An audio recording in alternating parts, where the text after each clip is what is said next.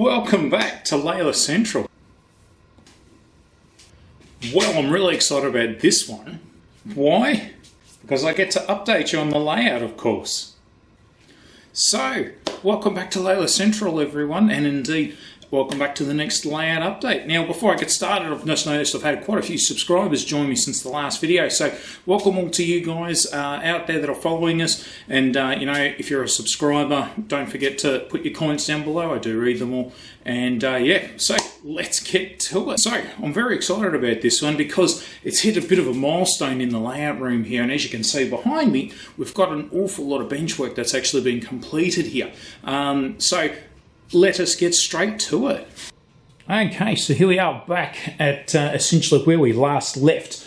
So last video, which I think was a good, or over a month ago now, basically we'd done 3 layers and we made ourselves away just over to here with the actual bench work. So for those that have just joined the channel, I'm building a multi-deck layout. So we've got the bottom layer here, which will be a branch line. The top one here, which is a double track main line, and up here is all going to be storage, and so far I'm putting it to great use. Now, since last video, we essentially stopped just over here to the actual left, and since then, there is a lot more done. And as you can see, we are staring right at what is my peninsula.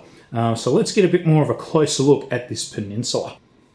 Okay, so here we are back at the essentially the peninsula. Now, this is the second level itself. Down below here, we've got our single line branch line that's occurring. Now, as you may be aware if you've been following the channel for a while, but for those that are actually new, the width going from this part of the bench here to out of the bench here is the equivalent of 60 centimeters or 2 feet. Now, as we come closer to the actual peninsula itself, this now widens up to essentially 1 meter.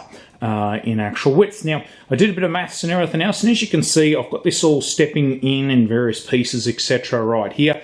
And the idea is then when I put my fascia on here, going from out over here and goes around to here, it's going to be nice and curved, nice and smooth.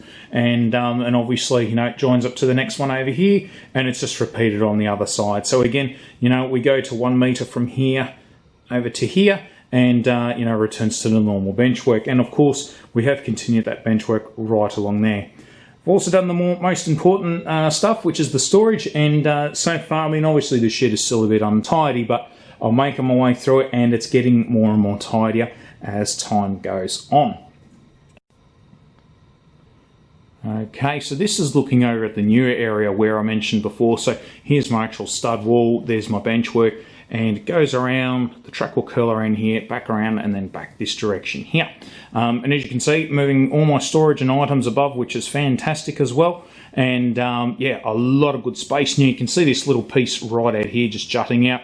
You know, again, once I put my fascia on, it's going to come out to here and right around. So the depth going from here to where the end of the benchwork will be 2 feet, and the space from here going to the end benchwork over to here, which is the fiddle yard, will give me the equivalent of 2 feet as well, or 60 centimeters. Plenty of space to move right through.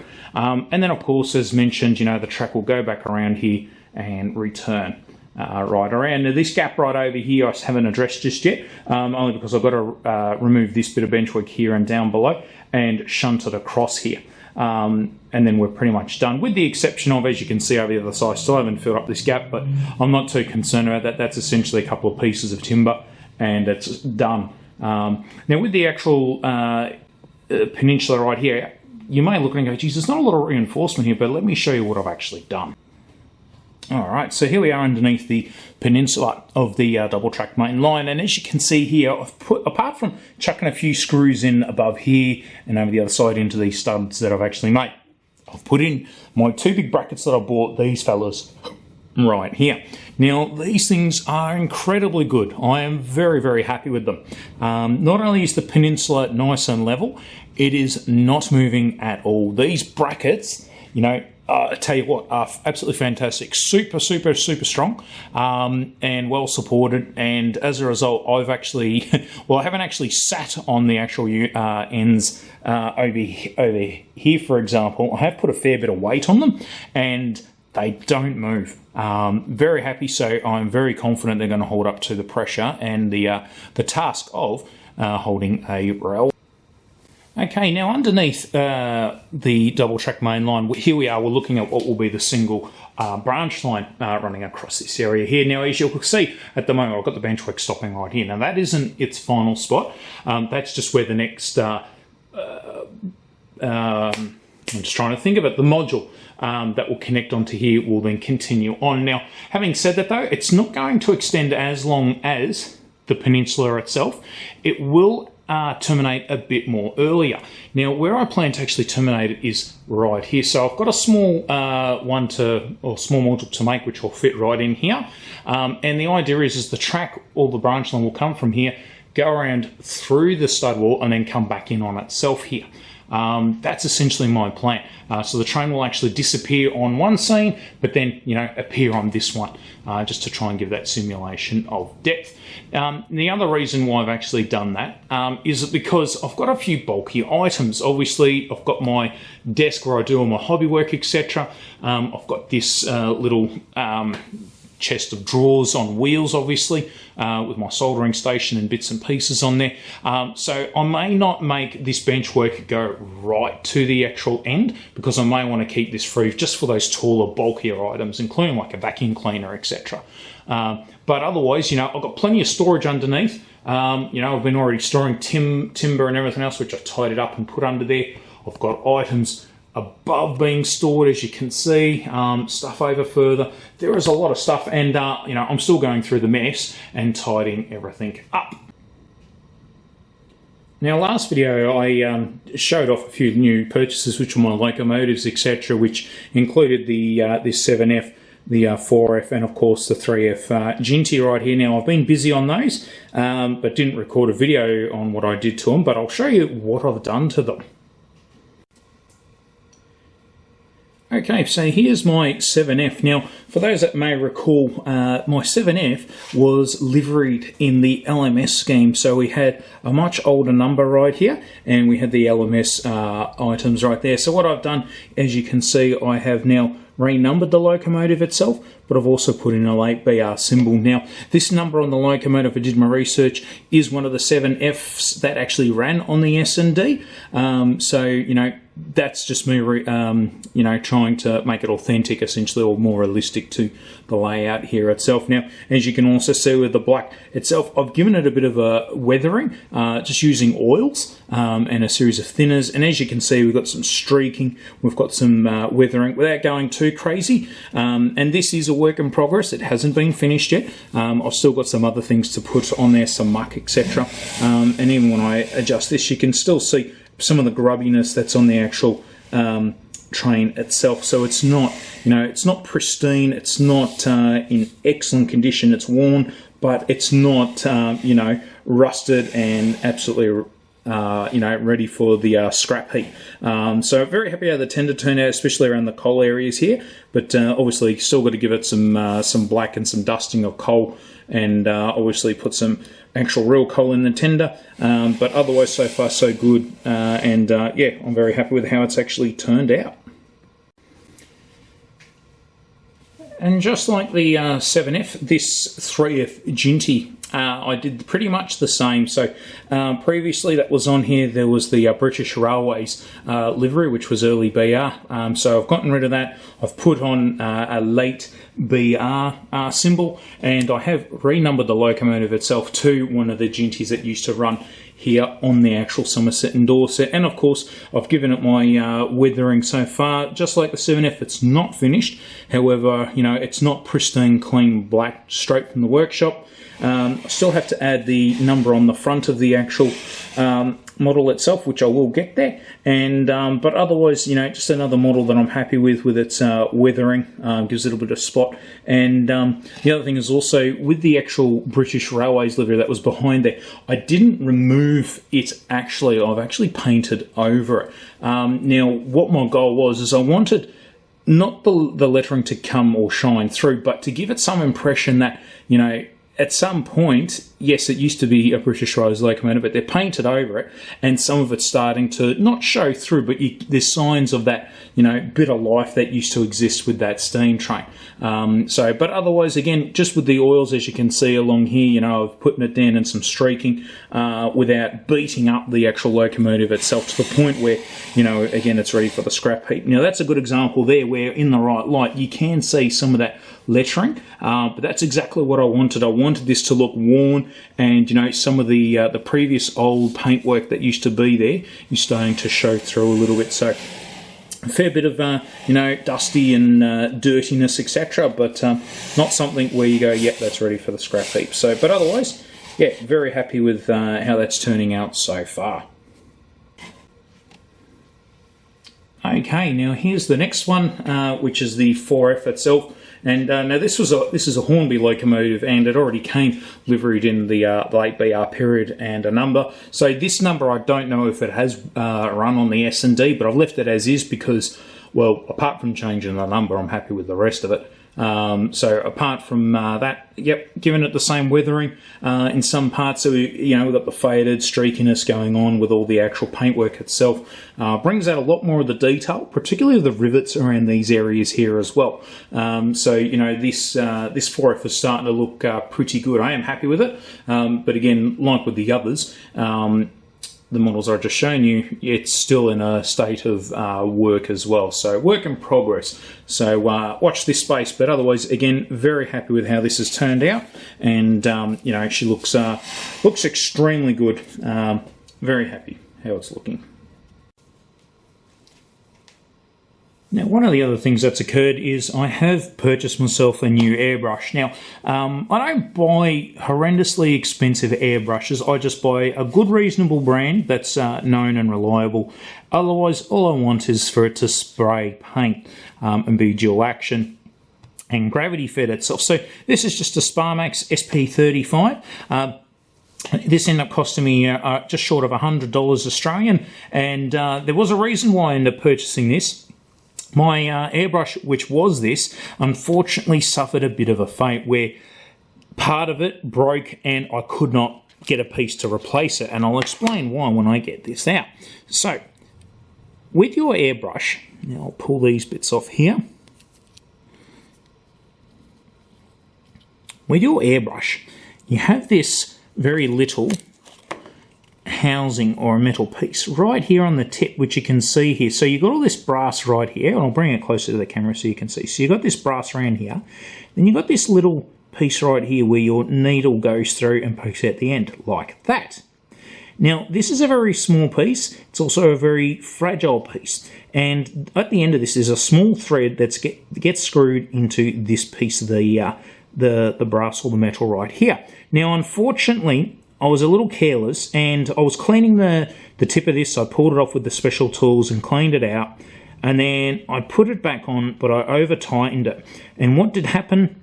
Obviously, the thread that's connected to this snapped off. So my other airbrush has the thread of this stuck inside it, and I had this piece completely loose. Now, I could still use the airbrush. It just meant, though, I had far less control over it. And normally, yeah, if it broke, I'll just buy another piece online for about $6, screw it in, and away we go. But the problem was, though, the thread was stuck in here, and I had no way whatsoever in getting it out. So unfortunately, I had to buy a new one, but the old one hasn't been a complete loss because it is the same airbrush as this one. So, any spare pieces that I actually need in the future, will go into this one if I actually need to, provided I don't break anything else off and the thread gets stuck inside. So otherwise, a brand new airbrush, and yeah, I'll be able to continue weathering those locomotives as I mentioned before. So yeah, just a simple airbrush, nothing fancy, and it sprays paint. That's essentially it. Okay, so moving on to the future. So with most of the bench work pretty much done, and when I mean most, I'm talking 98% done. What I'm going to start doing is start laying my fiddle yard track work right here. It's where everything will start, and I'll start proceeding from there. Now, as you can see, I still haven't put in my gate here or walk-in area, so that'll happen not long after it. But what I want to do is get this fiddle yard put in here, because I do have a lot of track, as you can see down there, that I want to clear it up. And the best way to do it is let's get it on the actual benchwork here. So yeah, we'll get to all the fiddle yard installed along here and get that taken care of. So one of the other things that I've been busy doing in the actual shed here, which is not something you're really going to see, nor am I going to show you, is one of the most important things that any guy can have in their probably layout room, but also man cave, and that is an active internet connection. So what I've been doing is I've been doing some cabling run, going from the main house all the way into here.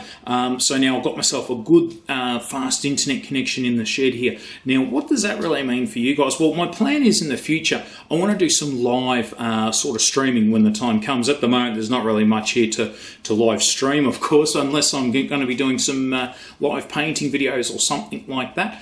But it just gives me that option in the future as we go on what I can put on this channel. And of course, I've got some other things in progress that I'm trying to hunt down. For example, I want a suitable tripod where I can mount the camera onto it and have it pointing directly straight down. So when I record my videos, you're directly above me and not hindering my progress on when I'm actually painting or whatever, but it allows you guys then to see what I'm doing really close and very good footage as well. So that's something I'm planning to do in the future. Now, I've got a couple of other locomotives that I want to weather and do some stuff to as well. So in the future, not given a timeline just yet, I will be doing some of those as well. So again, you're looking straight on and on top. So because I've got now multiple recording mediums, I've got my video camera right here, but I've also got my phone. So I want to take a few different angles and, do some videos on that regards for you guys. So yeah, so watch this space in the future. Hopefully I'll do that. And, when I've got trains running and doing things, hopefully I can do some live streaming as well. Just adding that extra bit of, enjoyment, really. Not just for me, but for you guys as well. So, as mentioned as well, the fiddle yard just over the back here is where the next piece of my attention will actually be, and get that track laid down. Now, I've got plenty of Code 100 track, both flexi track along with turnouts, which I plan to use in these areas here. Now, what I'm going to do, because we spoke about the brackets that I've used on the Peninsula right here, I'm going to use those same ones across the whole layout. Now, rather than going nuts and putting brackets up for the entire layout in one hit, I'm going to do it in staggered installation. So the fiddle yard will get those brackets first up, and then I'll start laying the track itself. And of course, I've got a lot of bus wiring I need to put in as well before I start laying track. So I may even put my bus wiring in before I put in the track work for the fiddle yard itself. And just to give someone a bit of an idea, I'm looking around about 60 meters worth of wiring, because I'm going to use the one bus to power both levels of my actual layout, not just the branch line, but also the double track main line up here. So, doing a double run, I'm going to start at one end, work around, go up to the next level, and come back around, so it will finish above where it started, and get that going, so that way I can still have the one controller controlling both levels of my layout. So again, in time you'll see more on that as well. So one of the other things that I wanted to talk to you guys about was, of course, some of the comments that I've received from you guys. So whether you're a subscriber or not, I want to go through some of those comments and elaborate a bit more on how I replied to some of you. And of course, if you're watching the channel for the first time, put your comments below. If you like what you see, if you don't, give me your thoughts, your opinions, all that sort of stuff. This is my layout, of course. This is my hobby. I'll do what I want to please myself. But, I do love interacting with you guys as well. So recently I've just hit 567 subscribers, which is not too bad. I'll tell you what, I'm quite impressed the fact that I've actually had so many people follow me. Now, to some of the other YouTube channels out there with railways, it's quite small compared to them. But to me, it's not about the subscribers themselves, or the numbers. I'm here to blog my progress on my railway. It's for those that have joined me, it's great, it's humbling, and I look forward to interacting with you guys into the future. So one comment that I received was from Kevin Stewart last video, and Kevin made mention that he reckoned I deserved 4 far more views, and recommended a particular bit of software or a group for me to join to try and get my channel out there. Now, well, you know, it's great. I would certainly love more views and all that stuff, you know, but at the same time, it's a bit of a marathon, you know, getting the views as well as the subscribers. Now, he recommended a particular program which I looked at, and you know what, I'm not interested in that. I'm sorry, Kevin. I looked at the, I think, yeah, Kevin, and you know, it's about that. I looked into it, and it was about paying or becoming members with other friends to support each other. I'd be getting a lot of subscribers just for the sake of it, who would have no interest in the channel whatsoever. So I'm not interested in just, you know, buying subscribers or anything like that. So, but thanks for the offer though, Kevin, and the feedback. You know, it is humbling, but yeah, I'm not going to go down that track. I'd rather grow organically with my channel. Okay, the next comment was from Paul at Galgorm Hall. And now, for those, I'm sure you guys that follow me do know or are quite familiar with Paul at Galgorm Hall. A wonderful bloke, wonderful modeler as well. And Paul made a comment there that, you know, I was to touch base with you. And, well, if you're watching this, Paul, I know I haven't contacted you yet. I've been dealing with my own things, of course, and with everything with COVID and everything else, plus focusing on the layout here. You know, when I remember, I'll do that later or the next day. So my apologies. You can whack me over the head if you like. And but yes, we will touch base very soon, mate. I look forward to having a good yarn with you soon. So the next comment was from Stephen at Elvenholme. Now, Stephen's got a wonderful N-gauge layout, which I do have quite a great enjoyment watching. Now, Steve made a great comment regarding the brackets, because the last video I asked for some opinions on what I should actually do. Now, Stephen made the great comment of actually putting the brackets underneath the actual benchwork. That way it carries the load, whereas if I had it above, the bracket won't be taking the load, the screws. And when you mentioned that, I felt like whacking my head against the wall. Yeah, that makes perfect sense. Why on earth didn't I think of it? So, you know, thanks for the advice, Steve, and definitely going to be going that route with the brackets underneath, as we've seen so far with the actual Peninsula. So the other thing that was put in a lot of comments from you guys was in relation to my last video, where I made comment about some of the mental challenges that I've been facing with mental health, etc. Now, as you may be able to tell, I'm in really good spirits right now. So I've got a wonderful support network, and you know, that support network, I would also say, is from you guys as well.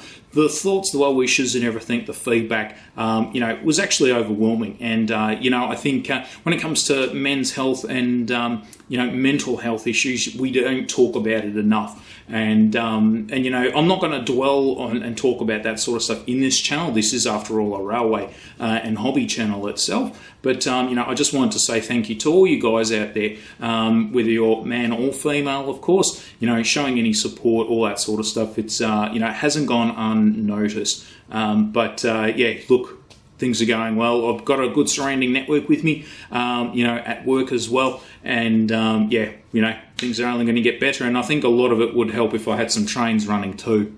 Okay, so that's the latest update here at Leila Central. So plenty of timber work that's actually gotten done. You know, I've been busy weathering as well and doing bits and pieces to my trains. And now that my airbrush is up and back running again, you know, I plan to continue that weathering on those locomotives that I showed you before. Now, I do have a bullied class locomotive that you would have seen in my last video. Now, that's next on the actual bench to weather and get under wrap. So that's one that I plan to weather once I get some extra equipment, so I can actually film it a bit more effectively for you guys as well. Because when I've been doing videos, I haven't been 100% with the lighting, the view and all that stuff, and creates a not pleasant experience when I've got a camera hindering my progress because it's an inconvenient space. So that will change, and we'll look forward to that. And those that may recall, I've got a lot of vent fans, the Hornby LMS vent vans. So those models there, I'm itching to get into and repaint and decal as well. So in time, I'll do a video on those as well. So that's becoming more higher on the priority, because my thoughts are, if I'm not in the shed doing work here, I want to be able to do something else. So if I'm inside the house, you know, I want to be able to do some work on that. Because I mean, I'll do some airbrushing in here, but then I'll take the models inside and then complete them in there. So yeah, hopefully we'll get some more content out, and thanks for sticking around. Of course, I only do updates when I've got something new to show you guys, and yeah, look forward to hearing your feedback. And hey, if you're watching this for the first time, always welcome you to subscribe, and as always, feel free to leave your comments below. In the meantime, I've got a dishwasher inside that needs to be emptied, and if the missus comes home and sees that I'm in the shed here again, I'm probably going to get in trouble, so I better go and empty that. So catch you next time. Bye bye.